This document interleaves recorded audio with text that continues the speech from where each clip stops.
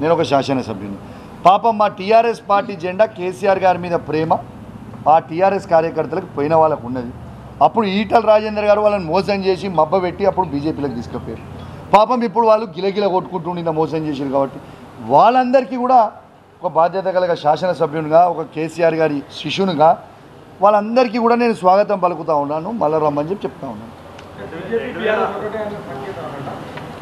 ఏ యాంగిల్లో మేము ఒక్కటైతాం? మా టీఆర్ఎస్ కార్యకర్తల వరకు అదే అడిగపడుతున్నాం. ఎందుకంటే మా జెండా మోసారు కదా బ్రదర్ 20 ఏళ్ళు. మాకు కూడా ప్రేమ ఉంటుంది కదా మా కార్యకర్తల మీద. రమణన్న మా 20 ఏళ్ళు మా కేసీఆర్ గారు జెండా మోసినప్పుడు మాకు కూడా ప్రేమ ఉంటుంది కదా వాళ్ళ మీద. రమ్మని చెప్తున్నాం. Nothing wrong.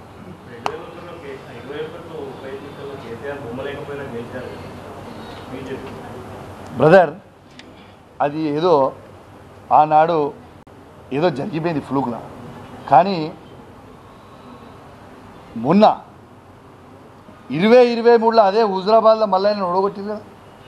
ఇంత యాంటీ వేవ్లో కూడా ఏదో ఉట్టిగా 500 1000తో గెలవలే కదా, 17,000తో ఓడగొట్టినాం. ఇంకేం కావాలి దానికంటే పెద్ద ఆన్సర్ కాదా?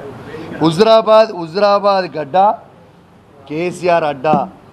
2004 నుంచి 2023 వరకు ఏ ఎలక్షన్ పెట్టినా, జనరల్ ఎలక్షన్ పెట్టినా ఇక్కడ టీఆర్ఎస్ ఓడిపోలే. ఒక్క ఎలక్షన్ పోతే పోవచ్చు. కానీ నువ్వు కేసీఆర్ గారికి ఈటల రాజేందర్ గారికి ఉన్న డిఫరెన్స్ చెప్తాను మీకు. కేసీఆర్ గారిని ఓడగొట్టినా హుజరాబాద్ ప్రజల మీద ఏనాడు కేసీఆర్ గారు కోపం తీర్చుకోలే. హుజరాబాద్లో ఈయన మోసం చేసిపోయినా మళ్ళీ మమ్మల్ని ఎమ్మెల్సీ చేసి తిప్పిండు, అన్ని అభివృద్ధి కార్యక్రమాలు చేసిండు. కానీ ఈయన 2021లో బీజేపీ శాసనసభ్యునిగా గెలిచి కనీసము 2 సంవత్సరాలు అసలు హుజరాబాద్ ముఖం చూడలేదు. మళ్ళీ ఓడగొట్టినాక కూడా కనీసం హుజరాబాద్ ముఖం చూడలేదు. మల్కాజ్గిరికి వెళ్ళిపోయింది పోటీ చేసి. కేసీఆర్ గారికి ఈటల రాజేందర్ గారికి ఉన్న డిఫరెన్స్ అదే. హుజరాబాద్ ప్రజల మీద ఉన్న ప్రేమ.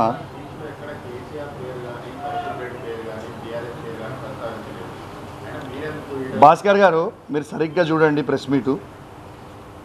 ఆ మాట్లాడిన 30 మినిట్స్లో బరాబర్ మా కేసీఆర్ గారిని అన్నాడు బీసీ భవనాలు ఆయన కట్టిండానే. బీసీ భవనాలు ఎవరు కట్టిరు? బీసీ భవనాలు బాజాప్తు కేసీఆర్ కట్టిండు. బాజాప్తు ఆయన కట్టినా, నేను కట్టినా, కేసీఆర్ కట్టలే అని చెప్తే ఏందన్నట్టు? మా కార్యకర్తలను ఎట్లా తిడతాడు? మా కార్యకర్తలను ఆయన ప్రెస్ మీట్ పెట్టుకొని మా బీఆర్ఎస్ పార్టీ కార్యకర్తలను ఆయన ఎట్లా తిడతాడు? అమ్ముడు పోయింది ఎవరు? అమ్ముడు పోయింది ఈటల రాజేందర్ గారు. ఇక్కడ ఉన్న బీఆర్ఎస్ పార్టీ కార్యకర్తలు కాదు. ఆనాడు ఈయన సంపాదించిన అక్రమ సొమ్ముని కాపాడుకోవడానికి బీజేపీ పార్టీకి 200 కోట్ల రూపాయలు ఈయనకు ఆఫర్ ఇస్తే ఈయన తీసుకొని పోయి బై ఎలక్షన్లో అయినా జాయిన్ అయ్యిండు. వల్ల అమ్ముడు పోయింది ఈటల రాజేందర్. ఇక్కడ ఉన్న కార్యకర్తలు కాదు. ఇక్కడ ఉన్న కార్యకర్తలు వాళ్ళు గెలిచింది బీఆర్ఎస్ పార్టీలో కేసీఆర్ గారి బొమ్మ మీద. బీఆర్ఎస్ పార్టీతోనే ఉన్నాడు. బీఆర్ఎస్ పార్టీలు ఉన్నాడు. అమ్ముడు పోతాడానే? బీఆర్ఎస్ పార్టీ బీఫామ్ మీద గెలిచినోడు బీఆర్ఎస్ పార్టీలు ఉంటే అమ్ముడు పెడతాడా? గదే ముచ్చడా?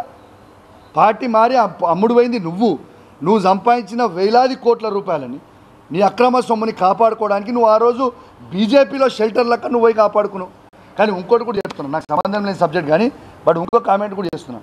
ఈటల రాజేందర్ ఉంటే ఎక్కడ ఉంటాడో శని ఉంటుందా? కాంగ్రెస్ పార్టీ బీఆర్ఎస్ పార్టీలు ఈడుండి ఈడ మోసం చేసే ప్రయత్నం చేసింది. అసలు బీజేపీ పార్టీలో నేను ఏ ఆడైతే నాకు చేసిన ఉన్నంత వరకు గ్రూప్స్ అనేది నేను అయితే నిన్నటి ఆడ కూడా స్పీడ్ చేసి దుకాణం